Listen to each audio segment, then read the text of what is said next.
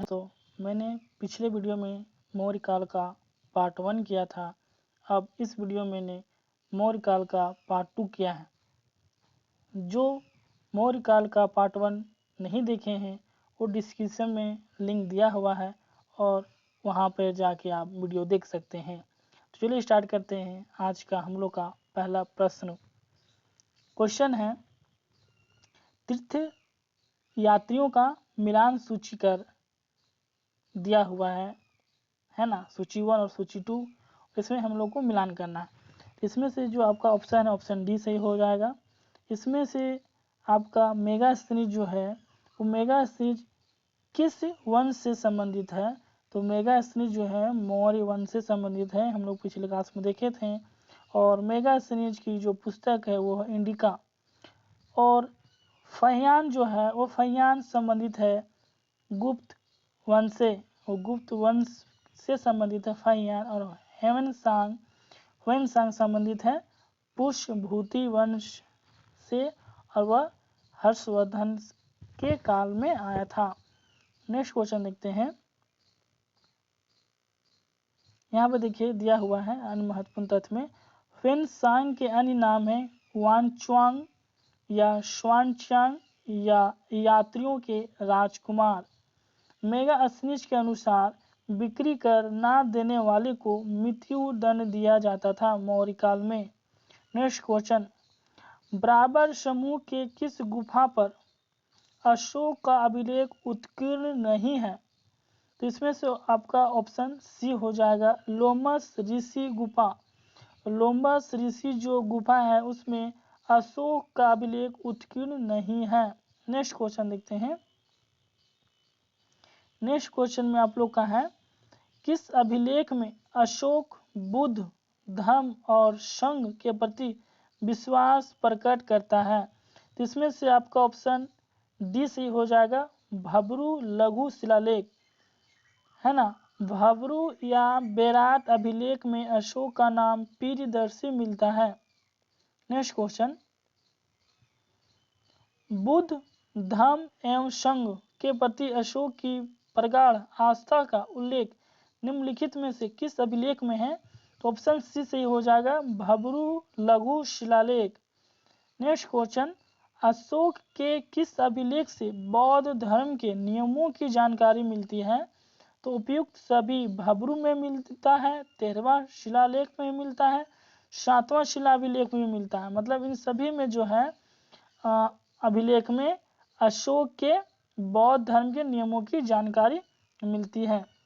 Next question देखते हैं। अशोक के 14 शिलालेख पाए गए थे, तो कहां से पाए गए थे? तो गिरनार गुजरात से पाए गए थे। नेक्स्ट क्वेश्चन देखते हैं। निम्नलिखित में से अशोक का कौन सा शिलालेख धार्मिक सामंजस्य के विषय में कहता है? तो 12वां शिलालेख जो है वो धार्मिक सामंजस्य के विषय में बोलता है। नेक्स्ट क्वेश्चन देखते हैं। अशोक के किस अभिलेख में धार्मिक सहिष्णुता के सिद्धांत का प्रतिपादन किया गया है? तो शिलालेख 12वां में जो है वो धार्मिक सहिष्णुता का सिद्धांत का प्रतिपादन किया गया है। नेक्स्ट क्वेश्चन देखते हैं। किस अभिलेख में अशोक ने कहा सभी संप्रदायों के सारतत्व की वृद्धि हो? किस अभिलेख में अशोक ने कहा है कि सभी संप्रदायों के सारतत्व की वृद्धि हो? तो वह 12वां शिलालेख में यह कथन कहा है। नेक्स्ट क्वेश्चन देखते हैं। रुमिनदई स्तंभ किसके काल का है? तो रुमिनदई जो अभिलेख है या स्तंभ है वो अशोक के काल का है। नेक्स्ट क्वेश्चन देखते हैं। कुछ महत्वपूर्ण तत्व देखते हैं। अशोक ने नेपाल की तराई में स्थित निगलिवा में कनक मुनि एक पौराणिक बुद्ध के स्तूप को संबंधित एवं द्विगुणित करवाया है। भब्रू बेराट राजस्थान से प्राप्त लघु शिलालेख में अशोक स्पष्टता बुद्ध धर्म संघ का अभिवादन करता है। नेक्स्ट क्वेश्चन देखते हैं। निम्नलिखित में से किस एक अभिलेख में चंद्रगुप्त मौर्य और अशोक दोनों के नाम का उल्लेख है? तो जूनागढ़ में जो है, जूनागढ़ में क्या है, अशोक और चंद्रगुप्त मौर्य दोनों का नाम उल्लेख है जूनागढ़ अभिलेख में। नेक्स्ट क्वेश्चन देखते हैं। और चंद्रगुप्त मौर्य के कहने पर ही पुष्य गुप्त वैश्य ने जो है क्या किया था? तो झील का निर्माण करवाया था। नेक्स्ट क्वेश्चन देखते हैं। अशोक ने निम्न में से किस अभिलेख में ईशिला नामक नगर का उल्लेख किया है? यहाँ पे आपका सारा का ऑप्शन जो है गलत हो जाएगा उत्तर में। अशोक ने ब्रह्मगिरी अभिलेख में इलिसा नामक नगर का उल्लेख मिलता है। ब्रह्मगिरी कर्नाटक के चित्रदुर्ग जिले में स्थित है। मतलब अशोक ने ब्रह्मगिरी अभिलेख में इलिसा नामक नगर का उल्लेख किया है। Next question. प्राचीनतम अभिलेख जिसमें अशोक के नाम का उल्लेख है, तो अशोक के नाम का उल्लेख है, उसमें आपका आंसर मास्की सही हो जाएगा। Next question. अशोक के शरकुन अभिलेख, अशोक का शरकुन अभिलेख स्थित है तो गंधार में स्थित है। अशोक का शरकुन अभिलेख गंधार में स्थित है। और शरकुन अभिलेख यूनानी और अरमाइक लिपियों में अर्थात द्विभाषीय अभिलेख है। आपसे क्वेश्चन पूछा जाएगा अशोक का कौन सा अभिलेख जो है वो द्विभाषीय अभिलेख है, तो आपका शरकुन अभिलेख है। Next question. निम्नांकित किस स्थल पर स्थित स्तूप अवशेषों से अशोक की पाषाण पर उद्दत प्रतिमा उसके नाम के साथ प्राप्त हुई है?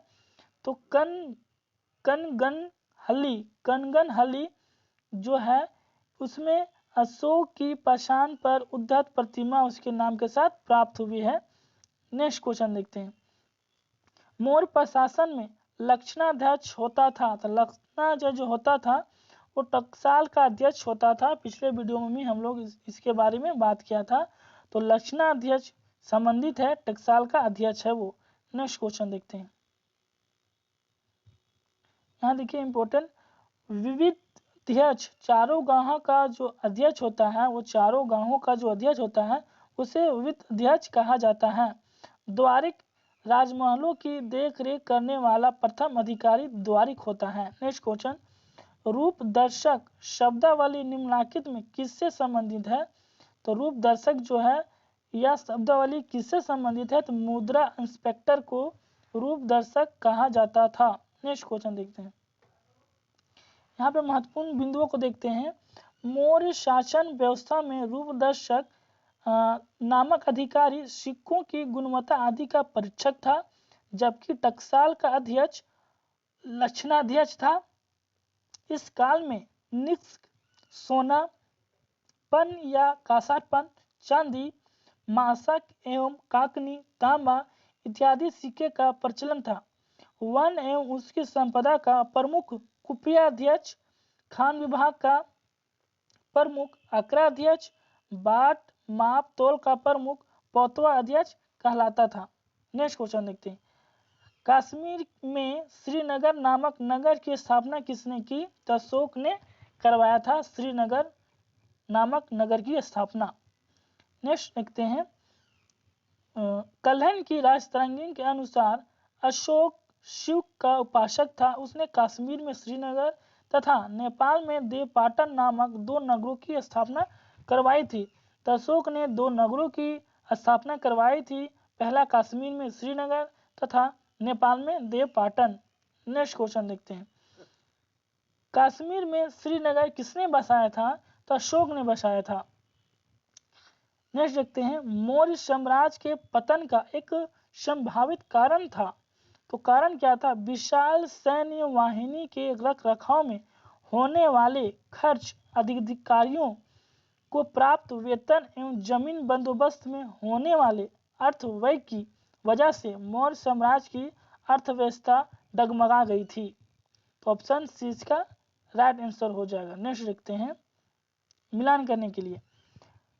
तो सूची 1 सूची 2 को मिलाना है। तो अशोक स्तंभ जो है ऑप्शन में आपका सी सही होगा। अशोक स्तंभ जो संबंधित है वो किससे संबंधित है? लौरिया नंदनगढ़। लौरिया नंदनगढ़ जो है अशोक का है, ठीक है। और देखते हैं साड़वाली। साड़वाली जो है वो रामपुरवा, साड़वाली राजधानी जो है वो रामपुरवा से संबंधित है। और लोमरसी गुफा, लोमरसी गुफा जो है वो बराबर पहाड़ी में है। लोमरसी जो गुफा है वो बराबर की पहाड़ी में है। डी जो है छिद्रयुक्त तरकूप, छिद्रयुक्त तरकूप जो है वो कहाँ पर है? तो आपका रोपड़, रोपड़ में स्थित है। तीसरा आपका ऑप्शन सी हो जाएगा। नेक्स्ट देखते हैं, यहाँ पर देखिए अशोक स्तंभ। अशोक स्तंभ जो है वो लौरिया नंदनगढ़ संबंधित है। साड़वाली राजधानी रामपुरवा संबंधित है। लोमरसी गुफा जो है बराबर पहाड़ी से संबंधित है। छिद्रयुक्त तरकूप जो है रोपड़ से संबंधित है। नेक्स्ट क्वेश्चन देखते हैं, सारनाथ से प्राप्त अशोक के स्तंभ पर कौन सा पशु उत्कीर्ण नहीं है? तो कौन सा उत्कीर्ण नहीं है? हिरण उत्कीर्ण है, हिरण उत्कीर्ण नहीं है। इसमें कौन कौन सा जो पशु उत्कीर्ण है? तो एक गज, अश्व, बैल, सिंह, ये 4 जानवर जो है अशोक के स्तंभ में जो है सारनाथ में उनका अंकन किया गया है। इस तरह क्या है? ऑप्शन बी सही हो जाएगा, हिरण का अंकन नहीं है। नेक्स्ट क्वेश्चन देखते हैं, किस शासक ने अपने को देवताओं का पीर कहलवाया? तो अशोक ने। किस शासक ने अपने को देवताओं का पीर कहलवाया था? तो अशोक ने करवाया था। अशोक के अभिलेख में शवत उसे देवनाम पीर, देवनाम पीरदर्शी, देवताओं का पीर अथवा देखने में सुंदर देवनाम पीरदर्शी तथा राजा आदि की उपाधियों से संबंधित किया गया। पुराणों में इसे अशोक वर्धन कहा गया है। पुराणों में जो है अशोक को अशोक वर्धन कहा गया है। नेक्स्ट क्वेश्चन देखते हैं, श्रीलंका के उस राजा का क्या नाम है जो अशोक के समकालीन थे? श्रीलंका के उस राजा का क्या नाम है जो अशोक के समकालीन थे? तो देवनाम पियातिस्सा। देवनाम पियातिस्सा जो है अशोक के समकालीन थे, है ना। नेक्स्ट क्वेश्चन देखते हैं, अशोक के किस शिलालेख में उसके कलिंग विजय का उल्लेख मिलता है? अशोक के किस शिलालेख में उसके कलिंग विजय का उल्लेख मिलता है? 13वां शिलालेख में जो है अशोक के कलिंग विजय का उल्लेख मिलता है। नेक्स्ट क्वेश्चन देखते हैं, नेक्स्ट क्वेश्चन देखते हैं, कलिंग युद्ध का विवरण हमें प्राप्त होता है? तो शिलालेख 13वां से हमें कलिंग युद्ध का जो है विवरण प्राप्त होता है। नेक्स्ट देखते हैं, अशोक ने कलिंग राज्य पर कब कब्जा किया था? तो कलिंग युद्ध कब हुआ था? 261 ईसा पूर्व में जो है अशोक ने कलिंग राज्य पर आक्रमण किया था, 261 ईसा पूर्व। नेक्स्ट देखते हैं, सम्राट अशोक ने कलिंग को कब विजित किया? तो राज प्राप्ति के 8वें वर्ष। पूछा जाए कब किया था, किस वर्ष किया था? तो राज प्राप्ति के 8वें वर्ष किया था। और कब किया था? 261 ईसा पूर्व में किया था। नेक्स्ट क्वेश्चन देखते हैं, 13वां शिलालेख संबंधित है? तो 13वां शिलालेख जो संबंधित है युद्ध से संबंधित है और कलिंग का युद्ध से संबंधित है। नेक्स्ट क्वेश्चन देखते हैं, अशोक के किस शिलालेख से युद्ध और हिंसा के कारण जनित उसके अंतर्मन की व्यथा प्रकट होती है? तो धौली और जोघड़, धौली और जोघड़ से प्राप्त होता है कि युद्ध और हिंसा के कारण जनित उसके अंतर्मन की व्यथा प्रकट होती है। नेक्स्ट क्वेश्चन देखते हैं, अशोक ने अपने किस शिलालेख में 8वीं जातियों का उल्लेख किया है? तो 13वें शिलालेख में अशोक ने 8वीं जातियों का उल्लेख किया है। नेक्स्ट क्वेश्चन देखते हैं, मौर्य काल में राजकीय मुद्रा को क्या कहा जाता था? मौर्य काल में राजकीय मुद्रा को क्या कहा जाता था? तो पर्ण कहा जाता था, पर्ण कहा जाता था। नेक्स्ट क्वेश्चन देखते हैं, और सोने के सिक्कों को निक्ष एवं सुवर्ण कहा जाता था, जबकि माशक एवं काकिनी तांबे का सिक्का होता था।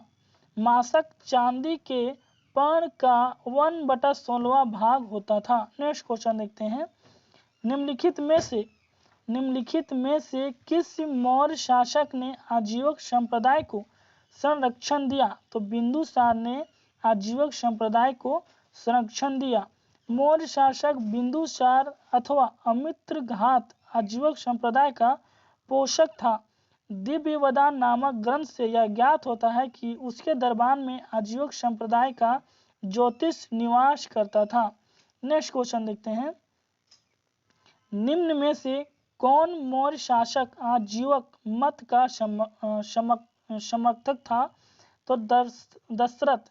दशरथ जो था मौर्य शासक आजीवक मत का समर्थक था। नेक्स्ट क्वेश्चन देखते हैं, निम्नलिखित में से किसने नागार्जुनी पहाड़ियों की गुफाओं को आजीवकों को दान में दिया? तो दशरथ दिया था। नेक्स्ट क्वेश्चन देखते हैं, अशोक के अभिलेखों की भाषा क्या है? अशोक के अभिलेखों की जो भाषा है वो प्राकृत भाषा है। नेक्स्ट क्वेश्चन देखते हैं, नेक्स्ट क्वेश्चन क्या है, अशोक के शिलालेखों की लिपि क्या है? तो अशोक के जो अधिकतर शिलालेख के जो लिपि हैं वो ब्राह्मी में है। नेक्स्ट क्वेश्चन देखते हैं, अशोक के समय ज्यादातर अभिलेख किस भाषा में मिले? तो ज्यादातर जो अभिलेख है वो प्राकृत भाषा में मिले और अधिकतर किस लिपि में मिले? तो ब्राह्मी लिपि में मिले हैं। नेक्स्ट क्वेश्चन देखते हैं, अशोक के किस स्थान के अभिलेख को रानी का अभिलेख कहा जाता है? तो कौशाम्बी। कौशाम्बी अभिलेख को रानी का अभिलेख भी कहा जाता है। कौशाम्बी के लघु स्तंभ लेख को अशोक की रानी कारुवाकी द्वारा दान दिए जाने का उल्लेख है। इसे रानी का अभिलेख भी कहा जाता है। इसी में उसके एकमात्र पुत्र अभिलेखों में तीवर का भी उल्लेख मिलता है। नेक्स्ट क्वेश्चन देखते हैं, सम्राट अशोक की निम्नलिखित रानियों में किसका नाम उसके अभिलेख में उल्लेखित है? तो कारुवाकी। कारुवाकी जो उसकी रानियों में जो उनकी रानियों में से एक है और उस अभिलेख में कारुवाकी का भी नाम अंकित है। नेक्स्ट क्वेश्चन देखते हैं, अशोक का समकालीन सीरिया और पश्चिमी एशिया का शासक कौन था? तो अंतियोकस द्वितीय था। नेक्स्ट क्वेश्चन देखते हैं, निम्नलिखित विदेशी राजाओं में कौन अशोक का समकालीन नहीं था? इसमें पूछा कौन समकालीन नहीं था, तो डेजियस द्वितीय नहीं था, बाकी जितने भी हैं वो सब समकालीन थे। नेक्स्ट क्वेश्चन देखते हैं, अशोक ने अपने समकालीन शासकों से मैत्रीपूर्ण संबंध बनाए रखे, इसका उल्लेख है उसके शिलालेख 13वें में। शिलालेख 13वें में अशोक के क्या उल्लेख है कि वह समकालीन शासकों के साथ मैत्रीपूर्ण संबंध बनाए रखे थे। नेक्स्ट क्वेश्चन देखते हैं, अशोक के किस अभिलेख में दक्षिण भारत के 5 राज्यों का उल्लेख मिलता है? तो उसके दूसरे शिलालेख में 5 राज्यों का उल्लेख मिलता है। नेक्स्ट क्वेश्चन देखते हैं, और कौन कौन मिलता है? तो चोल, पांड्य, क्षत्रियपुत्र, केरलापुत्र और ताम्रपर्णी, उसे श्रीलंका भी कहा जाता है। नेक्स्ट क्वेश्चन देखते हैं, अशोक द्वारा बराबर गुफा का निर्माण कराया गया था। तो आजीवकों के लिए कराया गया था। अशोक ने बराबर गुफा का जो निर्माण करवाया था वह आजीवक संप्रदाय के लिए करवाया था। नेक्स्ट क्वेश्चन देखते हैं, बराबर गुफा संबंधित है आजीवकों से। बराबर जो गुफा संबंधित है वो किससे संबंधित है? तो बराबर गुफा आजीवकों से संबंधित है। नेक्स्ट क्वेश्चन देखते हैं, बराबर पर्वत क्षेत्र में अशोक के दानों से लाभान्वित होने वाले कौन थे? तो आजीवक संप्रदाय के लोग होने वाले थे। नेक्स्ट क्वेश्चन देखते हैं, घोषिताराम कहाँ स्थित है? तो घोषिताराम स्थित है कौशाम्बी में। घोषिताराम स्थित है कौशाम्बी में घोषिताराम। नेक्स्ट क्वेश्चन देखते हैं, अशोक ने लुम्बिनी ग्राम के लिए भू राजस्व की क्या दर निश्चित की थी? तो 1/8 की थी, जो 1/6 थी उसे घटाकर 1/8 कर दिया था। नेक्स्ट क्वेश्चन देखते हैं, अर्थशास्त्र में कितने तीर्थ प्रशासनिक विभागों का उल्लेख मिलता है? तो मौर्य काल में प्रशासनिक जो विभाग के जो अधिकारी होते हैं उसे ही तीर्थ कहा जाता था और तीर्थों की संख्या 18 बताई गई है। नेक्स्ट क्वेश्चन देखते हैं, कौन शासन व्यवस्था में रूपदर्शक नामक अधिकारी था? मौर्य शासन व्यवस्था में रूपदर्शक नामक अधिकारी था। तो सिक्कों का जो परीक्षक होता था उसे रूपदर्शक कहा जाता था। नेक्स्ट क्वेश्चन 130 नंबर का क्वेश्चन देखते हैं हम लोग, किसने अपने ग्रंथ में मुद्रा जालसाजों को संदर्भित किया है? तो कौटिल्य ने किया है। नेक्स्ट क्वेश्चन देखते हैं, पौतवाध्यक्ष प्रभारी अधिकारी होता है तो तौल मान का अधिकारी होता है पौतवा अध्यक्ष। गणिका अध्यक्ष गणिकाओं का अध्यक्ष होता है। देवता अध्यक्ष धार्मिक संस्थानों का अध्यक्ष होता है। मुद्रा अध्यक्ष पासपोर्ट विभाग का अध्यक्ष होता है। नेक्स्ट क्वेश्चन देखते हैं, मौर्य काल में पौतवा अध्यक्ष किस विभाग का प्रमुख था? तो माप तोल का प्रमुख कौन था? पौतवा अध्यक्ष था। नेक्स्ट क्वेश्चन देखते हैं, मौर्यों के समय समाहर्ता का क्या कार्य था? तो समाहर्ता का कार्य था वह राजस्व संग्रह करता था। वह राजस्व संग्रह करता था और राजस्व संग्रहकर्ता को ही समाहर्ता कहा जाता था। नेक्स्ट क्वेश्चन देखते हैं, निम्नलिखित मौर्य वंशी शासकों में किसने केवल कश्मीर पर शासन किया था? तो कश्मीर पर किसने शासन किया था? तो जालोक। मौर्य वंशी शासकों में जो केवल कश्मीर पर शासन किया था वो जालोक ने किया था। नेक्स्ट क्वेश्चन देखते हैं, प्रतिवेदक का कार्य था। तो प्रतिवेदक का कार्य क्या था? घटनाओं को सूचना देने वाला ही प्रतिवेदक कहलाता था। नेक्स्ट क्वेश्चन देखते हैं, मौर्य काल में शिक्षा का सर्वाधिक प्रसिद्ध केंद्र था तो कौन था? तक्षशिला। मौर्य काल में शिक्षा का सर्वाधिक प्रसिद्ध केंद्र था तो वह तक्षशिला था। नेक्स्ट क्वेश्चन देखते हैं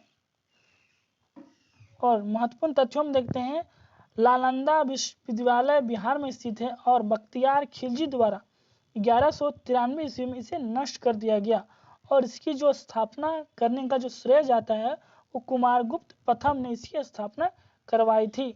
नेक्स्ट क्वेश्चन देखते हैं, सम्राट अशोक ने न्याय करने के लिए किस पदाधिकारी की नियुक्ति की? रज्जुकों की नियुक्ति की।